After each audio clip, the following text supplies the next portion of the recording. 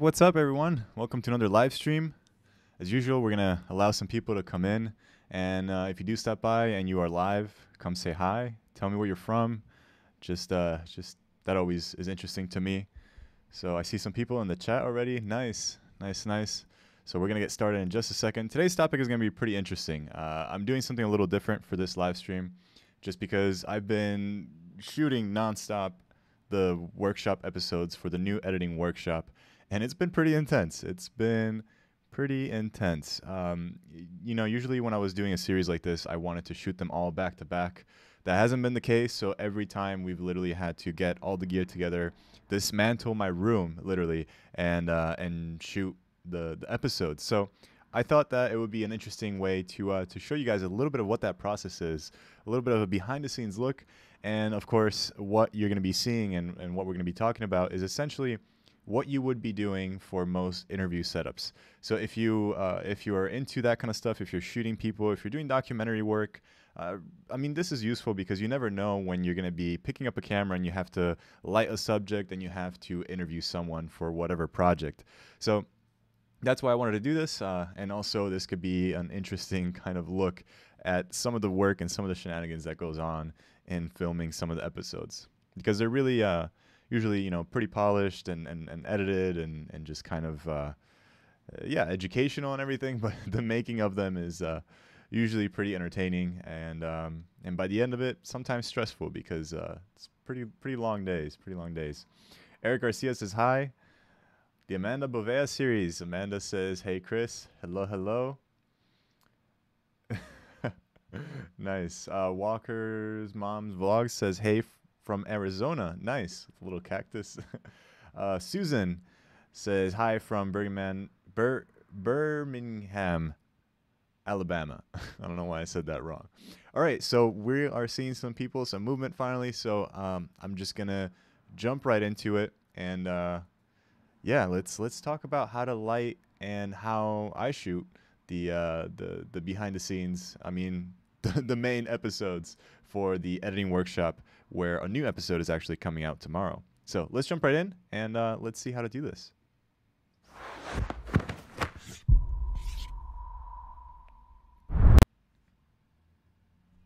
So, welcome everyone. My name is Chris Trini, and I'm pretty excited to show you a little bit behind the scenes of what we do here in my bedroom.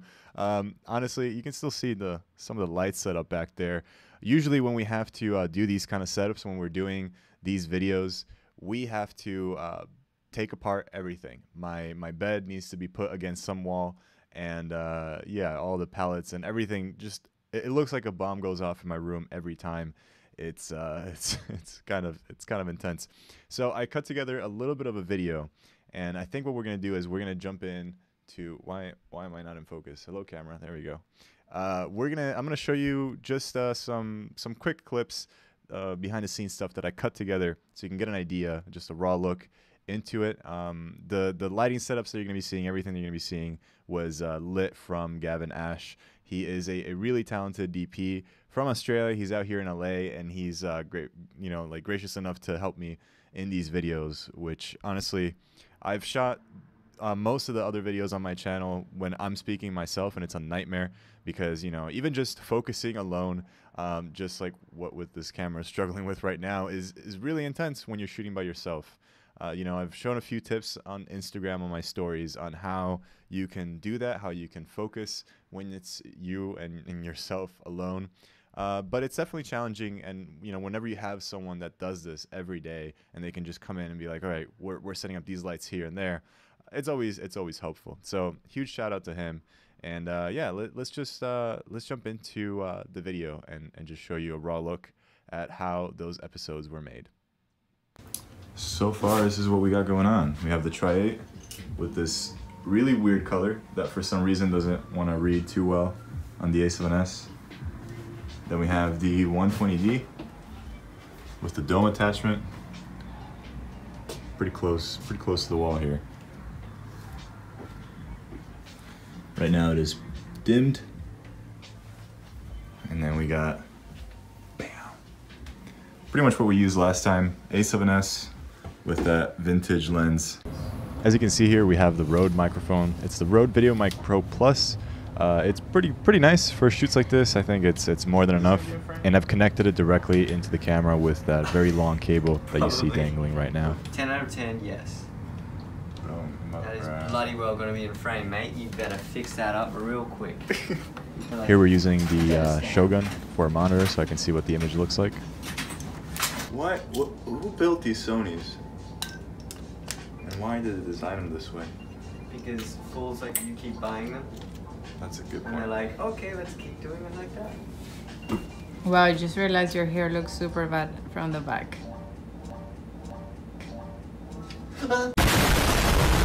So here we realized that the microphone stand was a little bit too short. It didn't really reach where we needed it to reach. So we decided to clamp it onto another light stand so that we could raise it.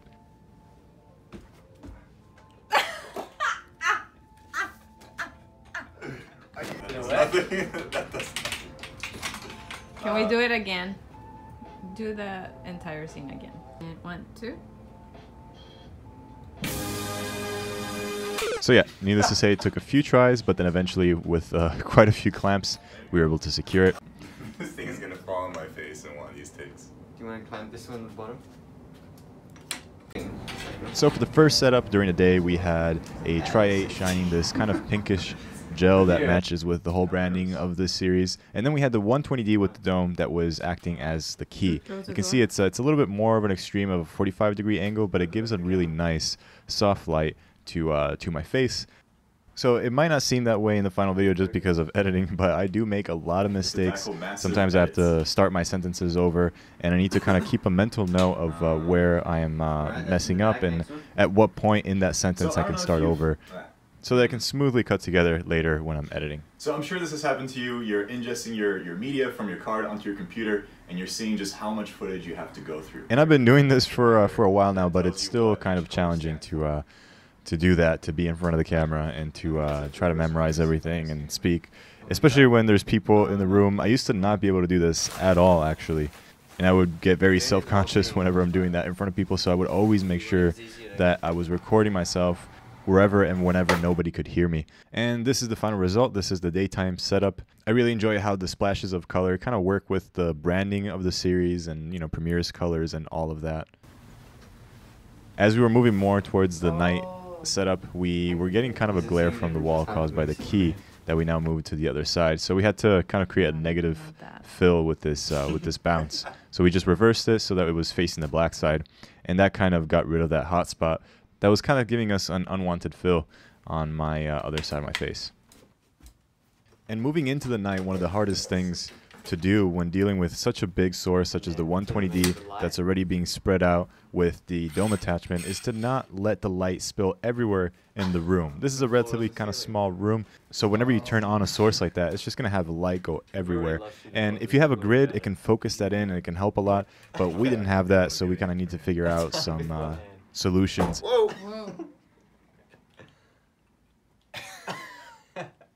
There you go.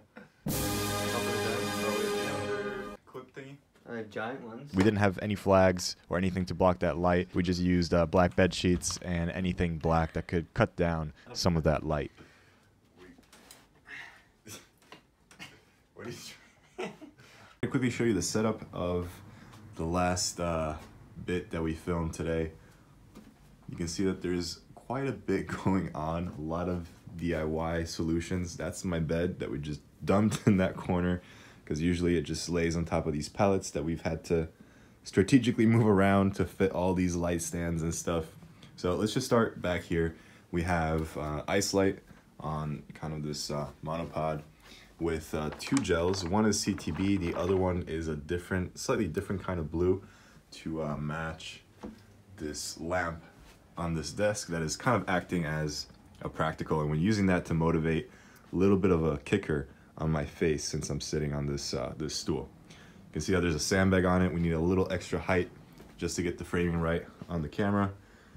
We have, by the way, these are Philip Hues in there. We have another little highlight over there with the candle. Then up here we have the Rode mic, and we have it on its own mic stand, which wasn't tall enough. So we clamped it onto a light stand that could extend up a little bit more. Here we have this, just some negative fill that is kind of hooked onto the vent. Again, very DIY. That is just avoiding a giant hotspot that was reflecting a bunch of light back onto me that wasn't really wanted, and that was caused by this huge guy, which, as you can tell, was quite a challenge to control, just because we don't have a grid. So we were trying to use this sort of as a flag. This is just my bed sheet that we clamped just to cut off a little bit of light from this back wall and this whole area over here. Then back here we have the Tri-8 from Aperture again. We have a nice kind of pinkish purplish gel that's just splashing a little bit of more pink light, which is motivated by this practical that we see on camera. And that's pretty much it for lights. This is just the 120D, and it is at 19%, so plenty of power to go around. We have the dome attachment just so we can have this really big, nice diffuse source. This vintage lens with the ND filters with some Vaseline on it to create some cool little light effects. And that is it. That is, Jesus, look at my room. It is a mess. Got destroyed, but it's worth it. So this was quite challenging. This was the end result. The thing that really helps this setup a lot is the bokeh in the background, all of the out of focus detail. I think they really add a lot to this setup. So yeah, I'm pretty tired. I'm ready to go to bed, but I have to make my bed first in every sense of the word. Okay. So yeah, that was quite a challenge, and honestly I'm getting a little bit better little by little, but it's still so hard for me to get through a video and actually speak without making any mistakes. For some weird reason, these live streams I'm a lot more comfortable in, but whenever I'm shooting for an actual episode, I'm really thinking about the words that I'm using and all of that, and I'm just really careful with not sounding dumb or anything like that. So I think that sort of thought in the back of my mind makes me mess up quite a bit. But all right, so that was that. Hopefully that was interesting for you guys to see that behind the scenes and what we did for the lighting setups. Not a lot changed from day to night. We just moved some things around, and we introduced some additional lights just to give me a little bit of an edge so that I wouldn't completely blend in with the darkness. That's something you got to keep in mind whenever you're lighting for an interview or for a subject. You want to think of separation. You know, you want to separate them from the background so that they're not you're not losing that dimension. And that can be in terms of brightness, in terms of colors, sometimes even in terms of space, in terms of depth. So if you stick them right in front of a wall, that's not going to look too great. So now that we've seen that, I wanted to talk a little bit about some of the ideas that you can keep in mind whenever you're going into shooting a type of interview. So one of the first things that you want to do is get a sense of the space that you have around yourself. Where you're going to place your subject, where you're going to place your camera, how many cameras, and where each one of those cameras is going to go. So in here, there's not that many options. That's why we had to move the bed and and try to make the most out of what we had. But sometimes we're thinking in terms of, okay, well, I don't want to be completely in front of the desk. I want to be maybe around the middle of the room, maybe a little bit further away, so we can get some of that blurriness in the background, which is nice. Or we can go a little bit of an angle. But once you're on a real location where you can move around, that's what you should be doing. You should move around, maybe take your camera or just look and picture what kind of framing you would want, and just walk around until you find a spot in your location that is interesting. Now, some of the things that can make it interesting could be leading lines, some objects in your scene, what's going to be in your background. And whenever you're going through this, make sure that you're not going to be showing something in the background that's a little bit too distracting. This was happening to us. I really wanted to put my neon logo in the background just because I'm obsessed with that thing.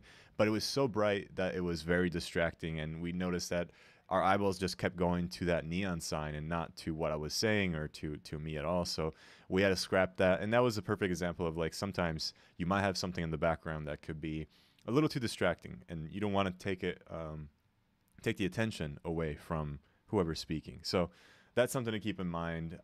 Sometimes you can look at some nice little light elements in the background, some practicals that can give you some nice bokeh, and just little details like that can help you achieve a nice look. That's kind of what I'm doing with those Christmas lights. That's the idea over there in the background.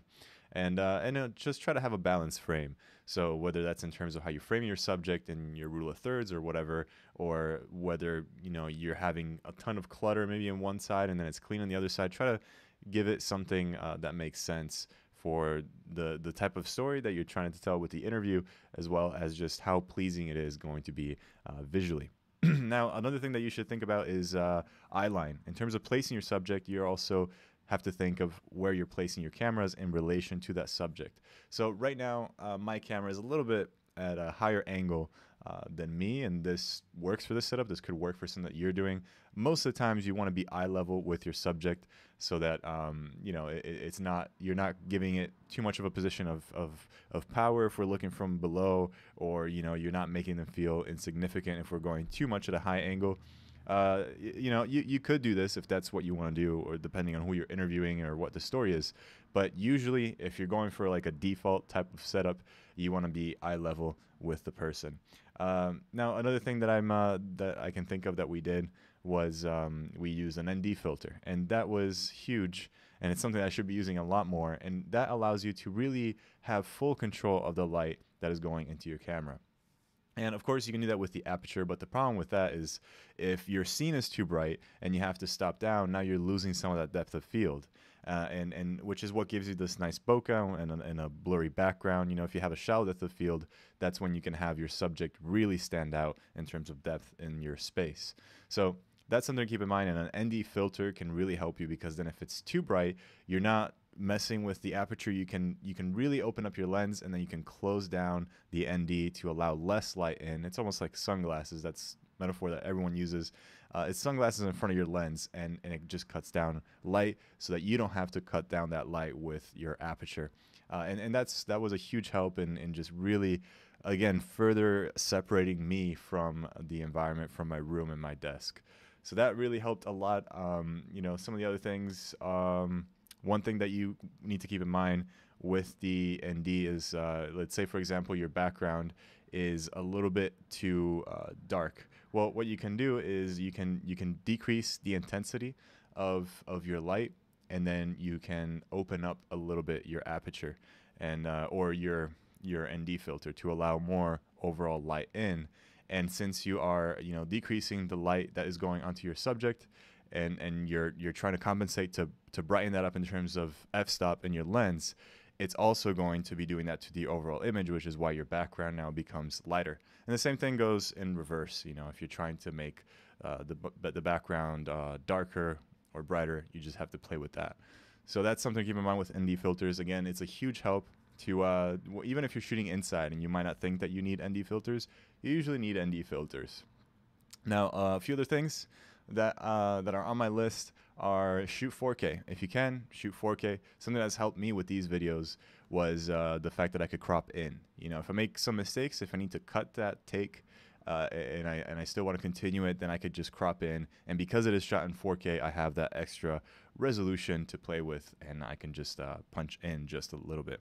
Now, if you're shooting 4K and you're exporting to 4K, I wouldn't go any larger than like 120%, 130%. If you're going for 1080, a 1080 export, then you would be scaling down essentially your wide shot by half, so that your wide shot is covering your entire 1080 frame, and then you can simply leave it at 100% to get the close-ups if you are working in a timeline that is 1080.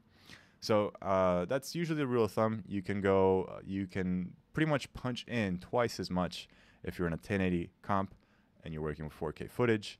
But if you're trying to export in 4K, then you got to be careful how much you punch in, because then it just might be a little too obvious that you're doing that. So another thing is just have batteries, have plenty of batteries. Maybe run it on continuous power if you're shooting a client, if you're shooting someone that's gonna talk and you don't really want to interrupt them. Make sure that you have plenty of power, plenty of room in your SD card, and so you don't have to, get some weird interruptions, and then you can make them lose their flow, their train of thought. So you definitely don't want that. So all right, that's all I have on my end of things. I just want to open it to the chat now and actually have a conversation about this and see if you guys have any questions. So let's jump over to the chat. Whoa, a lot. Okay, let's see.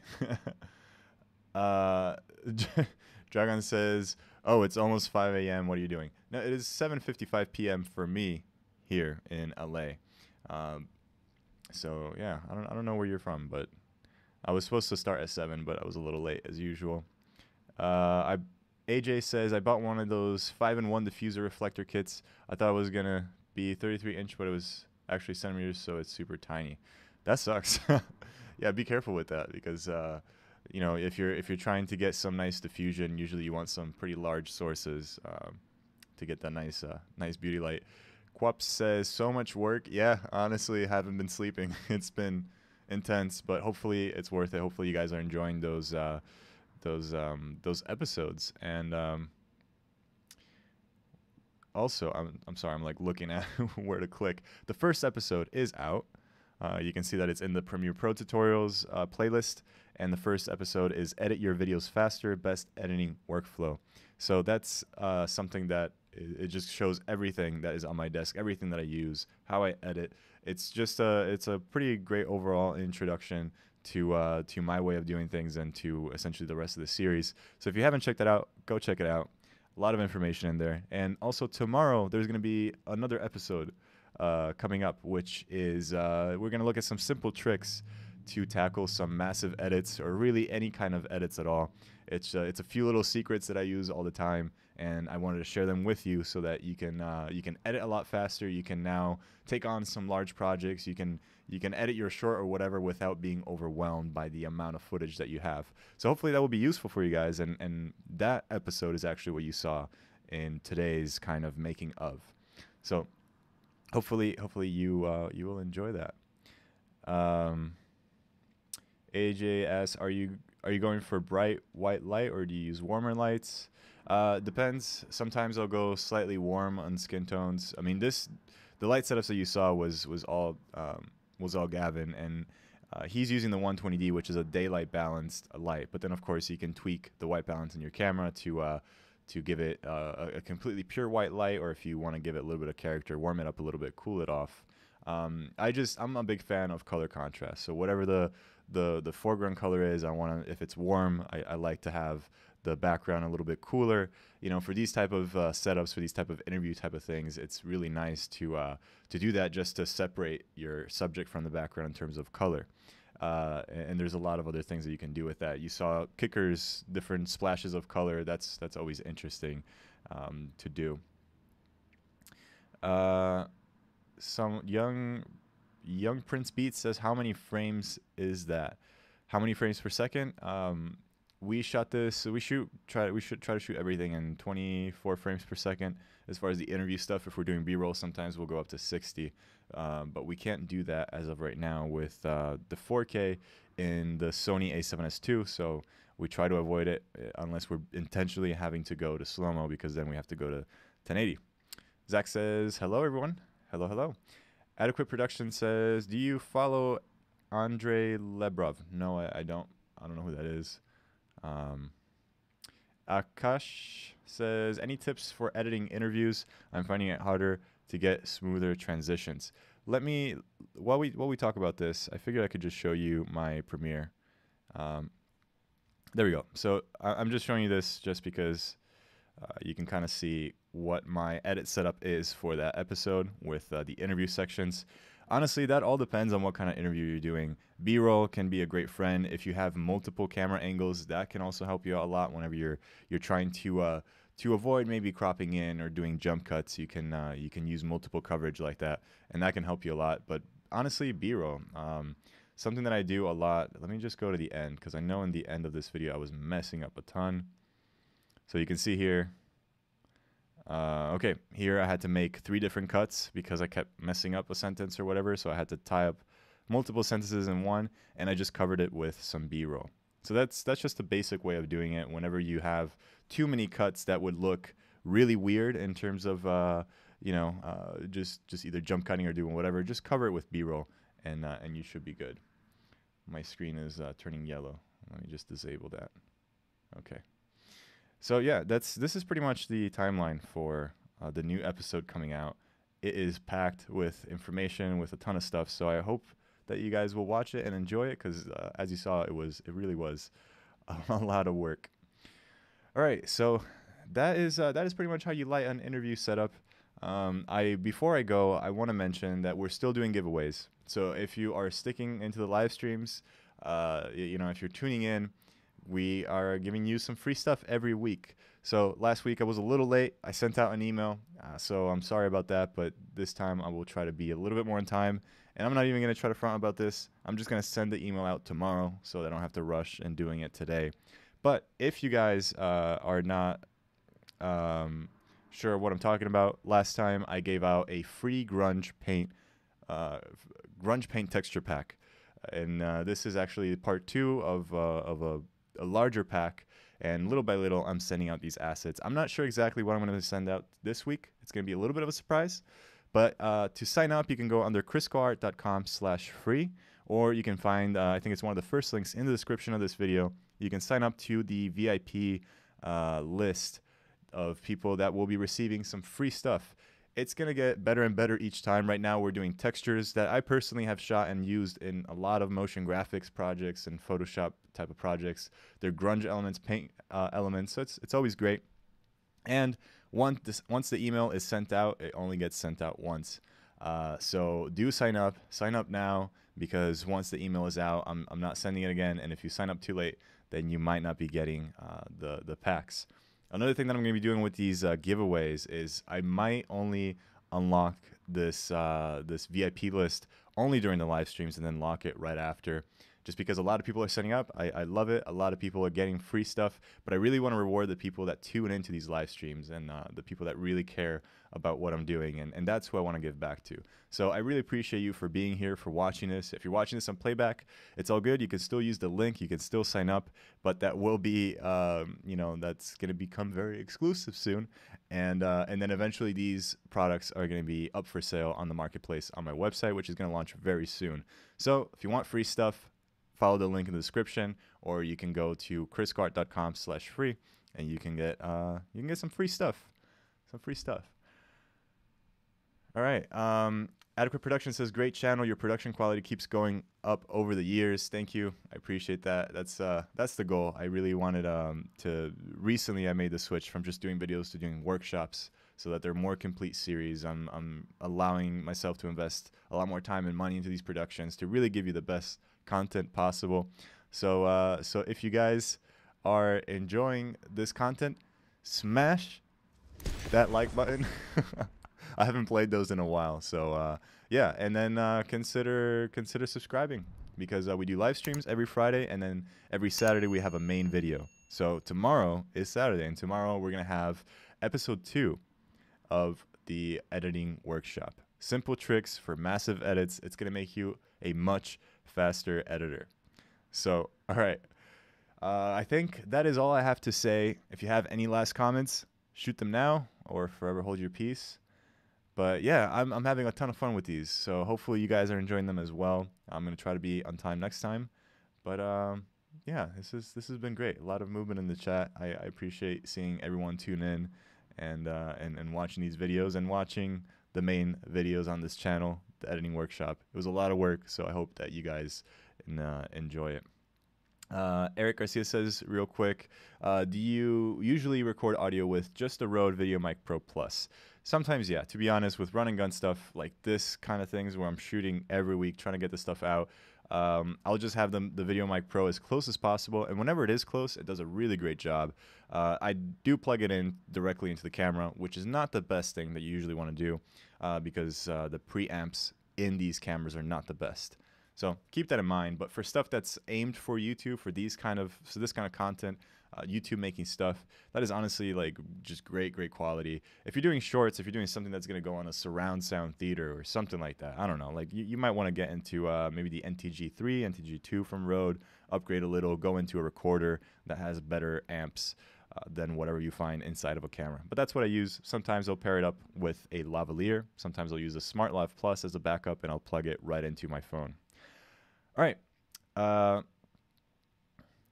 No more motion graphics, asked someone. I'm gonna be doing some tutorials about After Effects very soon. I don't know if we're gonna be doing motion graphics. Maybe there'll be a series on that coming up. But we're gonna be having a compositing workshop and a matte painting workshop after this editing workshop with some guest speakers, people that work in the industry, have worked on huge movies. So hopefully you guys will dig that. And yeah, subscribe for that journey and for those videos to come out. All right, guys, I'm going to end it here. I'm trying to make these a little bit more shorter and just more compact for whoever's watching as a playback so that they don't get too bored. And hopefully we can find a nice little compromise. I don't know. I'm still new to this. And yeah, awesome. I appreciate you guys' support. I'm seeing the beautiful comments in the live chat. I really do appreciate all of that. So, all right, I will see you in the next live stream, or I will see you tomorrow with the new editing workshop episode. Thank you guys so much, and I will see you next time.